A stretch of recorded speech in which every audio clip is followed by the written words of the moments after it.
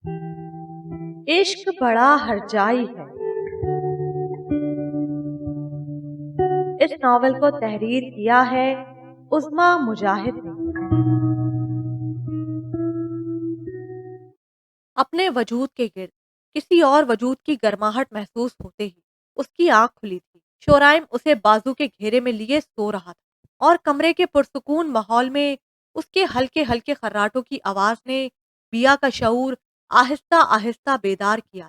اسے اچھے سے یاد تھا کہ وہ روم لاک کر کے سوئی تھی، پھر یہ یہاں کیسے؟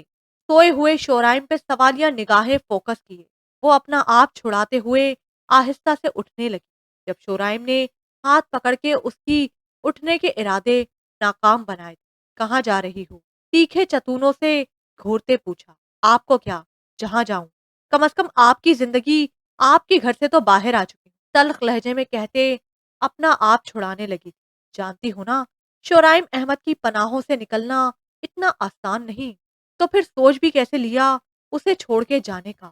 بیٹھی ہوئی بیا کی گود میں سر رکھتے ہوئے وہ بولا تھا، جبکہ وہ اس کے انداز پہ حیران تھی۔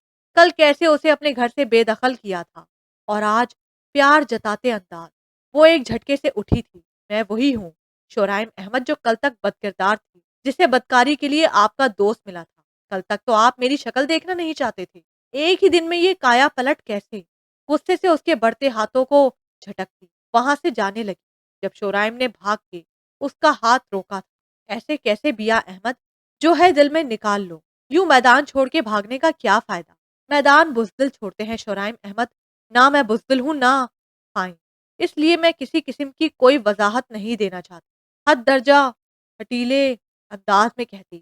وہ اسے کہیں سے بھی اپنی بیا نہیں لگ رہی تھی۔ دیکھو بیا، میں تمہیں ہر چیز کی وضاحت کر دوں گا، تم ایک بار آرام سے میری بات سن لو، ساری کنفیوژن الجھنیں دور ہو جائیں۔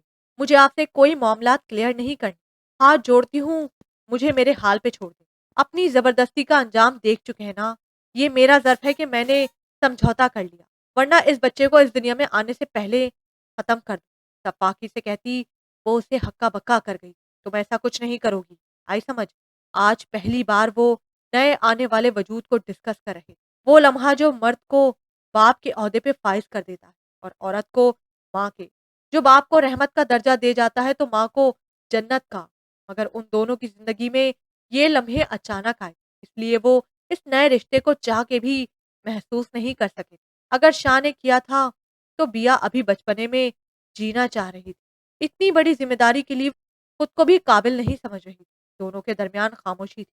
شورائم کو اس کے الفاظ نے بہت ہرٹ کیا، مگر وہ خود بھی تو اس کی ذات کا مجرم تھا۔ عورت سب کچھ سہل کر سکتی ہے مگر بد کرداری کا تانا نہیں۔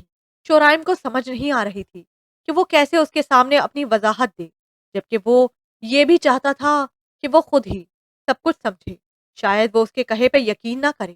شورائم بیا کو چاہ کے بھی کوئی حقیقت نہیں بتا سکا اور اپنے مشن پہ لوٹ آیا تھا، کیپٹن شاہ بن کے، جو عنقریب میجر کے عہدے پہ بھرتی ہونے والا تھا۔ بیا نے اپنے سرہانے رکھے تازہ پھولوں اور ایک لیٹر کو دیکھا۔ چھوٹی سی چٹ پہ بھیجنے والے کا نام ضبط تھا، کیپٹن شاہ۔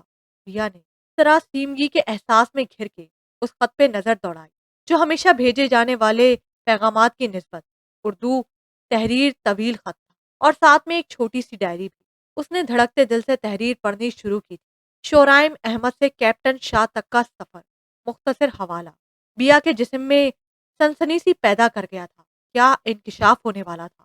ڈیئر وائفی، میں جانتا ہوں کہ شاید ابتدائی تحریر تمہارے لیے شاکنگ ہو، مگر جب بات سننے کو تیار نہیں ہو تو مجبوراً لفظوں کا سہارا لینا پڑا۔ جی، میں شورائم احمد ہی کیپٹن شاہ ہوں، سیکریٹ فورسز ISI ایجنٹ۔ عام طور پہ یہ بات ہمیں گھر والوں سے شیئر کرنے کی بھی اجازت نہیں ہوتی، کیونکہ ہم اپنے ساتھ ساتھ اپنے گھر والوں کے لیے بھی خطرہ بن سکتے ہیں، لیکن بابا اور چچا جان بھی اس بات سے اچھے سے آگاہ ہیں۔ بدقسمتی سے مجھے اپنی یہ ڈیوٹی گھر میں بھی ایک ایجنٹ بن کے پوری کرنی پڑی۔ جس وقت موسٹ وانٹڈ لوگوں میں اپنے سگے ماموں ملک دلاور کا نام دیکھا تو سمجھو آسمان سر پہ گرا تھا، مگر میرا فرض میرے ہر رشتے پہ حاوی رہا اور آج ایک بھانجا اپنے ماموں کے لیے موت کا سامان کرنے جا رہا ہے۔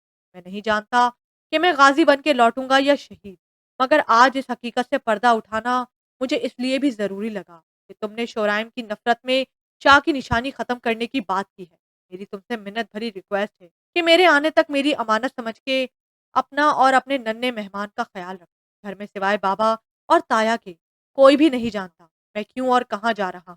اور بھی بہت کچھ ہے جو تم سے پوشیدہ ہے۔ بات طویل، وقت کم ہے۔ شورائم برا نہیں ہے بیا۔ شاہ کے سامنے اسے شورائم کی ذات ختم کرنی پڑی ہے، مگر ان دونوں کی ذات کا حصہ، مقصد حیات ایک ہی ہے۔ بیا کی دھڑکنیں ان الفاظ پہ رک سی گئی تھی۔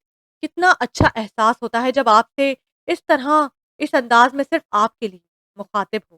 دھڑکتے دل کے ساتھ اس نے پیج پلٹ کے دوبارہ پڑھنا شروع کیا۔ مقصد حیات ایک ہی ہے، اور وہ صرف اس وطن کی خاطر اپنی جان کا نذرانہ دینے سے بھی دریغ نہ کرنا ہے۔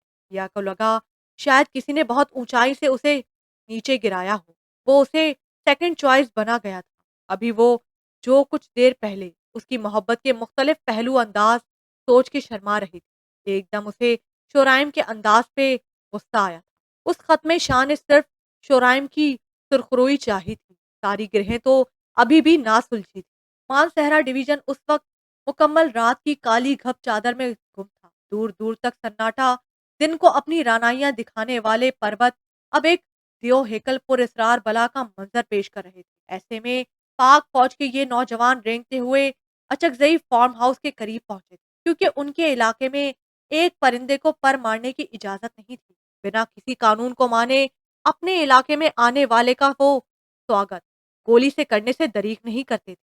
ایسے میں یہ نوجوان اندر ہونے والی غیر ملکی ڈیلنگ اور اسلحے کی تقسیم سے مکمل آگاہ تھے، اور وہ یہ بھی جانتے تھے کہ اندر بارود ہی بارود ہے۔ ممکن ہے کہ وہ واپس نہ آ سکے، مگر پھر بھی وہ آگے بڑھ رہے تھے، کیونکہ موت کا خوف تو ان سے پہلے ہی ٹریننگ میں چھین لیا جاتا ہے۔ داؤد صاحب، ایک آپ کے آنے سے ہمیں بہت ہمت ملی ہے، ہمارا کام آسان ہوا ہے۔ ملک دلاور کی چاپلوسیانہ آواز پہ اچکزئی نے بھی حامی بھری تھی۔ کبھی کبھی بہت بڑی بازی جیتنے کے لیے چھوٹے چھوٹے جوئے ہارنے پڑتے ہیں۔ ملک، مجھے کام کے لحاظ سے تم لوگوں کی ایمانداری نے بہت متاثر کیا ہے۔ وہاں بیٹھا ہر شخص داؤد مشہدی کے لب و لہجے سے متاثر نظر آتا تھا۔ اس وقت کمرے میں تقریباً 15 لوگ موجود تھے، جو چھوٹی بڑی گینگ کے سرگنا تھے۔ کمرے میں پھیلتی عجیب سی بو نے وہاں بیٹھے ہر شخص کو متاثر کیا تھا۔ اس گڑبڑ سے سب سے پہلے ملک چلایا تھا، یقیناً یہاں کوئی گڑبڑ ہے۔ راہ فرار کے راستے ڈھونڈتا وہ چلایا تھا، کیونکہ اس کے اپنے حواس بری طرح متاثر ہو رہے تھے۔ مگر اسی تم دروازہ توڑ کے نوجوان ان کے سروں پہ پہنچے تھے۔ گیس سے ان کے حواس اتنے مختل ہو چکے تھے کہ کوئی بھی ان کے سامنے مزاحمت نہیں کر پایا تھا۔ بند ہوتے حواسوں کے ساتھ ملک نے چہرے سے ماسک ہٹاتے اپنے بھانجے کو دیکھا تھا۔ اسے لگا شاید اس کا وہم ہے۔ پھر داؤد مشہدی کو بھی اس نے روپ بدلتے دیکھا۔ شاید اس سے آگے دیکھنے کی اس میں سخت نہیں رہی تھی۔ ساؤنڈ پروف کمرے میں ہونے کی وجہ سے وہ لوگ باہر گولیاں فائر ہونے اور بارودی سرنگ پھٹنے کی آواز نہیں سن پائے تھے، جبھی آسانی سے دھڑ لیے گئے تھے۔ محب نے شورائم کو فاتحانہ نگاہوں سے دیکھا تھا، جبکہ شورائم کا انداز شگستگی لیے ہوئے تھا۔ جس مشن پہ وہ 1 سال سے کام کر رہے تھے، اس کی خوشی میں بھی شورائم کے چہرے پہ کوئی تاثر نہ دیکھ وہ حیران ہوا تھا۔ محب، جو کہ اب تک داؤد مشہدی بن کے ملک دلاور اور اچکزئی کو ٹریپ کر رہا تھا، وہی حقیقت جاننے کے چکروں میں اپنے غدار آفیسرز کے چہرے سے آشنا ہوا تھا، جو ان سب کے لیے سب سے بڑا دھچکا تھا۔ اور تب شورائم نے اپنا مشن بغیر کسی کے ٹرسٹ کیے خود ہی فالو کیا تھا، جس کا بہت بھیانک نتیجہ وہ بھگت چکے تھے۔ اس کے نزدیک وہ کامیاب ٹھہرے تھے، جبکہ شاہ کو لگتا تھا کہ وہ سب سے بڑی جنگ ہارے ہیں، جن میں انہوں نے دشمنوں کے ساتھ ساتھ اپنوں کے چہرے بھی بے نقاب ہوتے دیکھے ہیں۔ آرمڈ فورسز نے فلفور وہ علاقہ اپنے قبضے میں کرتے ہوئے مجرموں کو بھی وہاں سے غائب کیا تھا، کیونکہ فی الحال مقامی لوگوں میں خوف و ہراس پیدا نہیں کرنا چاہتے۔ محب انڈر کور میں تھا، شاہ فرنٹ، جبکہ اسد بیک کور کمانڈ میں تھا۔ محب اور شاہ بلڈنگ سے باہر نکلے تھے۔ سامنے اسد اپنی کمانڈ کو انسٹرکشن دیتا نظر آیا تھا۔ محب اس کی جانب بڑھا، جبکہ شاہ کے قدم وہیں رک گئے۔ محب نے پیچھے مڑ کے اسے ملامتی نظروں سے دیکھا تھا۔ شاہ، اٹس ناٹ فیئر۔ اس موقع پہ تو اپنی رنجشیں بھول جا۔ کیسے کوئی وشما کو اس نظر سے دیکھے تو کیا تو معاف کر دے گا اسے؟ شاہ، میں اس چیز کا شور نہیں۔ ہاں، مگر مجھے کسی اور کی نظر پہ تو اختیار نہیں، مگر اپنے ہمسفر کی وفاداری کا ضرور یقین ہے۔ چاہے 100 بھٹکانے والے آ جائیں۔ شاہ بھی اس کا ہم قدم ہوا تھا۔ اسد نے ان کے اپنی جانب بڑھتے قدم روکنے چاہے تھے، مگر شاید وہ دونوں ہی اس کے ساتھ مل گئے، اپنی کامیابی سیلیبریٹ کرنا چاہ رہے تھے۔ محب رکو! اسد کی پھنسی پھنسی آواز کو اس نے نظر انداز کیا تھا۔ اسد نے جمپ کر کے محب تک کا سفر کیا جبکہ شاہ ان سے کافی دور تھا۔ سر، اس کے ایک کمانڈر نے اسد کو بلایا تھا جبکہ وہ اپنے حواسوں میں ہوتے ہوئے بھی نہیں لگ رہا تھا۔ پاس آتے محب کو دھکا دیا تھا، لیکن کسی کے کچھ سوچنے سمجھنے سے پہلے ہی ہوا میں ایک گونجدار دھماکہ ہوا تھا اور اس کے بعد درختوں سے اڑتے پرندوں کی آواز کے علاوہ کچھ بھی نہ تھا۔ ہر طرف دھواں تھا۔ شاہ نے گہرائیوں میں جاتے اپنے دماغ کو کنٹرول کرنا چاہا، مگر اس کے پاس پڑا انسانی ہاتھ کانپ رہا تھا اور اس میں موجود محب نام کی چٹ اس کے دماغ کو گہرے صدمے میں لیتی گئی۔ مجھے مرنے سے ڈر لگتا ہے، مجھے ڈر لگتا ہے، مجھے ڈر لگتا ہے، مجھے ڈر لگتا ہے۔ اسد کی آواز دور کہیں گونجی تھی۔ زندگی سے پیار ہو گیا ہے یار، زندگی سے پیار ہو گیا ہے یار، زندگی سے پیار ہو گیا ہے یار، زندگی سے پیار ہو گیا، زندگی سے پیار ہو گیا۔ محب کی بے بس آواز، اگر تم لوگوں کے سامنے میں ہی کیوں نہ، میں ہی کیوں نہ، ملک کے لیے مجھے بھی قربان کر، مجھے بھی قربان کر، مجھے بھی قربان کر، مجھے بھی قربان کر، مجھے بھی قربان کر۔ شاہ کی آواز ہلکی سسکی لے کے ہوا میں معلق رہ گئی۔ جتنا ہنسنا تھا ہنس چکے ہم لوگ، اب تماشائے کن تمہارے لیے۔ تم بہت خوش مزاج تھی، نہ رہے سورہ فاتحہ ہمارے لیے۔ بشمہ بیٹا، کس بات کی بے چینی ہے؟ تھک جاؤ گی، پھپھو نے اسے بے چینی سے ٹہلتے دیکھ کے بولا، جبکہ وہ نظروں سے ہی اس کی نظر اتار رہی، جو ڈارک میرون کلر کا سوٹ پہنے، ہاتھوں میں بھر بھر کے چوڑیاں پہنے، انوکھے انداز میں اس کا انتظار کر رہی تھی۔ آج کا دن وہ اسے گڈ نیوز سنانے والی تھی، اس لیے روٹین سے ہٹ کے خصوصی تیاری کی گئی تھی، جبکہ اس نے رات مشن کی کامیابی کے بعد فوراً اسے کال کی تھی کہ وہ پہنچ رہا ہے، مگر اب تک نہ آیا۔ اس کے موبائل کی رنگ بجی تو فوراً اٹھانے کو لپکی، لیکن دریا کی کال دیکھ اس کا موڈ بن گیا۔ ہیلو دری، پلیز پہلے میری سن، میں کب سے تمہارے بھائی کا انتظار کر رہی ہوں۔ یو نو واٹ، تم پھپھو بننے والی ہو۔ میں سب سے پہلے یہ نیوز اس اسٹوپڈ انسان کو دینا چاہتی تھی، بٹ وہ ڈیزرو ہی نہیں کرتا، ہے نا؟ میں صحیح کہہ رہی ہوں نا؟ دریا کی غیر معمولی خاموشی کو نوٹ لائے کے بغیر وہ اپنی سنائے جا رہی تھی، جب سسکی کی آواز پہ وشما نے موبائل کو کان سے ہٹایا تھا، پھر دوبارہ شروع ہوئی۔ What happened? بجائے خوش ہونے کے تم رو رہی ہو دری۔ وشما کی بات سن سلمہ بیگم کا دل بھی کانپا تھا۔ وش، تم نہ کرو انتظار، وہ نہیں آئے گا۔ دریا کی روتی آواز اس بات کا پتہ دے رہی تھی کہ وہ کافی دیر سے روتی رہی ہے۔ کیوں نہیں آئے گا؟ پھپھو اور میں اس کا مکمل بائیک آؤٹ کریں گے۔ وہ ناسمجھی سے پھر شروع ہوئی۔ وشما، ٹی وی آن کرو۔ اتنے سیریس ٹاپک میں اتنی فضول بات سن وشما بدمزہ ہوئی۔ کیوں؟ ٹی وی کیوں آن کروں؟ تمہیں پتا نا کہ مجھے یہ ٹی وی وغیرہ دیکھنا پسند نہیں۔ اسے لاپرواہی سے کہتے کندھے اچکائے، جبکہ سلمہ بیگم اس کی یک طرفہ گفتگو سن کے اندیشوں کا شکار ہوئی۔ فوراً اٹھ کے ٹی وی آن کیا۔ ناظرین، وطن کے بیٹے ایک بار پھر وطن کی سرفروشی اور عظمت کے لیے اپنی جان کی پرواہ نہ کرتے ہوئے شہادت کے عظیم عہدے پر فائز ہو گئے۔ ابتدائی رپورٹ کے مطابق دھماکہ پاک فوج کے سرجنگ آپریشن کے دوران بارودی سرنگ پھٹنے سے پیش آیا، جہاں پہ کیپٹن محب رضا، کیپٹن شورائم احمد شاہ اور لیفٹیننٹ اسد درانی کی شہادت کا خدشہ ظاہر کیا جا رہا ہے، جبکہ وہیں 5 سپاہیوں کی شہادت کی تصدیق ہو چکی۔ ہر گھر میں چلتی ایک ہی خبر پہ کسی نے جوان شہادتوں پہ افسوس کا اظہار کیا، کسی نے بدلتے چینل سے ایک لمحہ رک کے اس خبر کو اور پھر آگے اپنی پسند کا چینل لگا کے بیٹھ گئے۔ کسی نے یہ تو روز ہی کی خبر ہے بیچارے فوجی کہہ کے اپنے طریقے کا افسوس کیا، اور کسی نے اپنے بچوں کی سلامتی کی دعا کی۔ صفے ماتم تو ان کے گھر بچھی جن کا بیٹا گیا تھا، جن کا باپ اور سہاگ گیا تھا۔ کون کہہ رہا تھا کہ یہ ہمارے بیٹوں جیسا ہماری جان پہ کھیل گیا؟ ہمیشہ عام سپاہی مر، بڑے افسر تو بچ جاتے، محض ہر کوئی اپنی بولی بول رہا تھا، جبکہ وشما خود پہ بیتنے والی ایک اور قیامت کو سہنے کو تیار نہیں تھی۔ ہاتھوں میں چوڑیاں بجی تھیں کہ جس کا انتظار اب تک ہو رہا تھا اس نے تو آنا ہی نہیں۔ ایک دل خراش چیخ کے بعد ہر طرف سناٹا چھا گیا، ہر گھر کی طرح روشنی ولا میں بھی خبروں کی گونج جاری تھی۔ मगर सब बेहिसी के आलम में बैठे थे। एक उम्मीद पे मुसद्दिका खबर तो नहीं थी। ये और शोराइम वो तो नहीं, ये कोई और होगा। भला हमारा शोराइम कैप्टन? दादा-दादी अपने बूढ़े दिलों को तसल्लियाँ देने लगे। पिया के कानों में उसके लिखे अल्फाजों की गूंज थी। लौट आया तो गाज़ी, ना आया तो शहादत पे फ़ख्र। ये सीएमएच रावलपिंडी का मंजर था, जहां हादसे का शिकार होने वाले फौजी लाए गए थे, जिनमें कई जिस्म तो उधड़ चुके थे, जबकि कई एक तो अपने हिस्से में माजूरी ला चुके थे। उन्हीं में असद, मुहिब और शाह भी शामिल थे। कर्नल मुबीन तक जब असद की कन्फर्म शहादत, जबकि शाह और मुहिब के जख्मी होने की इत्तला मिली थी, उन्होंने अपनी कैप उतार टेबल पर रखी।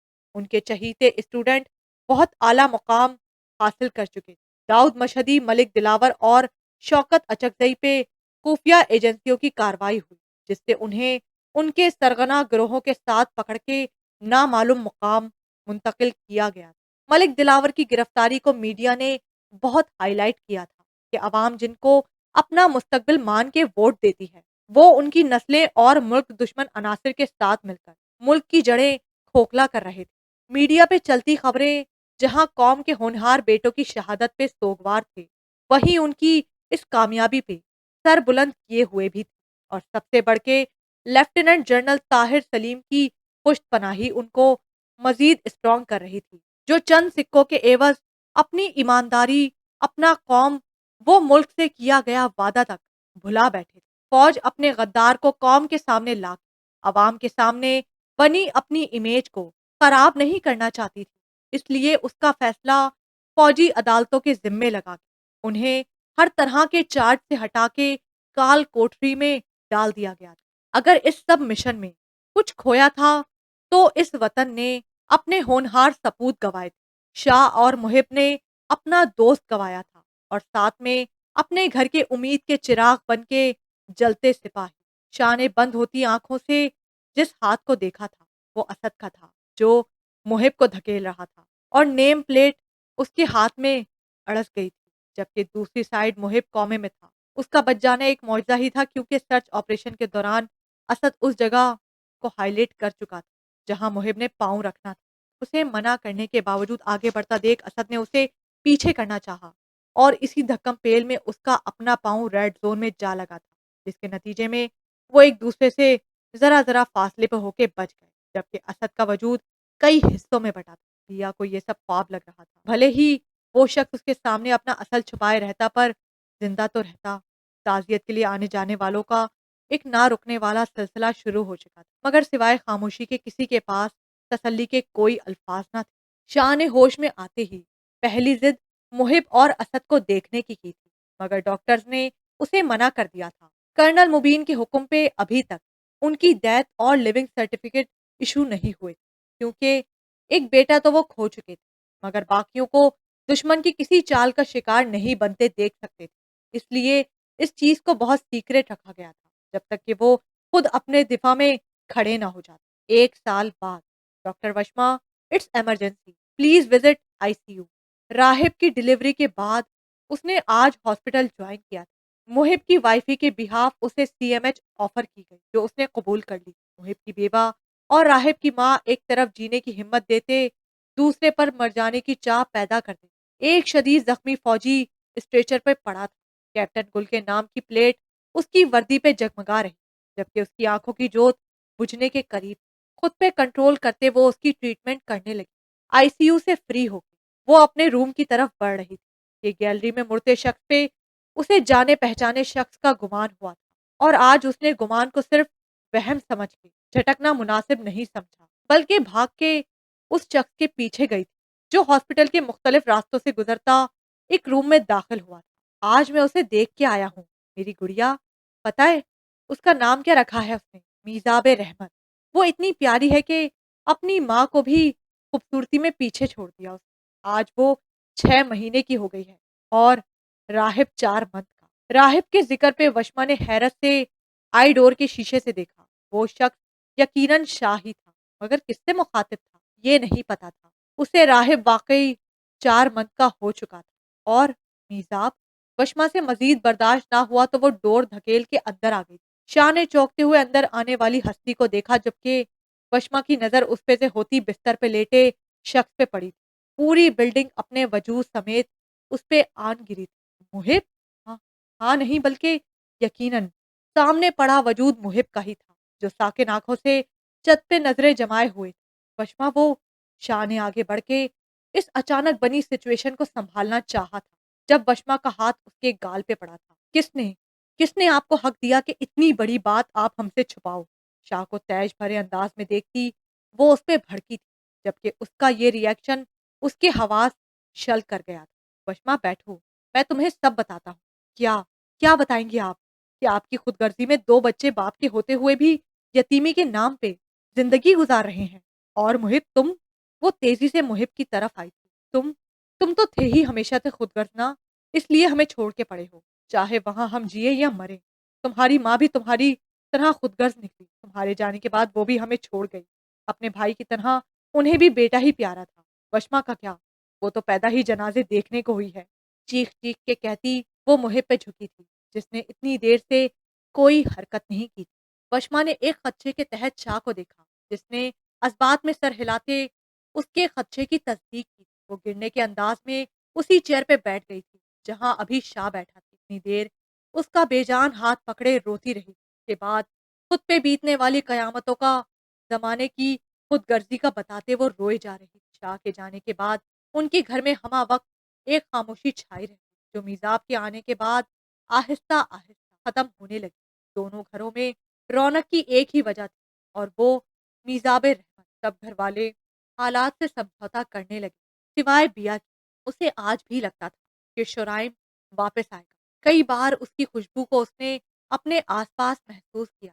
वो मीज़ाब का दूध बनाए किचन से वापस आई तो उसे लगा अभी कोई खिड़की से गया है। उसे लगा शायद वहम है, पर अक्सर व बेशतर ऐसा होने लगा कि उसकी गैर मौजूदगी में कोई मीज़ाब के पास आता। एक खौफ के ज़ेरे साया उसने मीज़ाब को अकेला करना छोड़ दिया। नींद में सोए उसे महसूस हुआ कि शायद किसी ने उसके पहलू से मीज़ाब को उठाया है। वो एक झटके से उठ बैठी थी। शाह को शायद उसके उठने की उम्मीद नहीं थी, इसलिए वो तसल्ली से उसे अपनी गोद में सुलाए देखने में मसरूफ था। जब बिया की आंखें उसे 1 साल बाद अपने सामने देख चिंधिया गई। शोराइम तुम? बिया की बेयकीन आवाज पे वो बौखलाया था। वो जल्दी से उठती उसके पास आई थी, जबकि वो बेबस सा बैठा अपनी बेटी को देख रहा था, वरना उसे गुम होता कोई न दिखा सकता। उसका चेहरा हाथों में पकड़े बेयकीनी से उसके एक एक नक्श को छू रही। शोराइम, मुझे यकीन नहीं आ रहा तुम मेरे सामने। उफ, मैं ताई माँ को बुलाती हूँ। वो जल्दी से दरवाजे की तरफ भागी, जब शोराइम मीज़ाब को गोद में उठाए ही उसकी जानिब बढ़ा था। एक हाथ से उसके बाजू को पकड़ते उसने बिया को रोका था। वो अपने रोके जाने की वजह से ढूंढ रही थी। मीज़ाब को बिस्तर पे सुलाते उसने बिया के दोनों हाथ पकड़े और उसे अपने साथ लिपटा लिया। बिया उसका लम्स मुयस्सर आते ही फूट फूट के रोई थी। कितना तरसी थी वो उसके लिए, उसकी मोहब्बत के लिए। खामोशी से उसके बाल सहलाते कितने लम्हे खामोशी के नजर हुए, जब शोराइम के हाथ में पहनी घड़ी ने ब्लिंक किया था। वो जल्दी से खुद से अलग करता खिड़की की तरफ बढ़ा। दिया ने भाग के उसे रोका। क्यों जा रहे हो? बगैर कुछ समझाए बताए ऐसे ना जाओ प्लीज। वो उससे लिपटी जा रही थी, जबकि वो भी खुद पे कंट्रोल करता बामुश्किल उसे खुद से अलग किया। या मैं कल आऊंगा और तब तक तुम किसी से मेरा ज़िक्र नहीं करो, समझ रही हो ना? शायद आज तो तुम मुझे अपने सामने देख रही हो, कुछ गड़बड़ की तो कभी देख ही ना पाऊँ।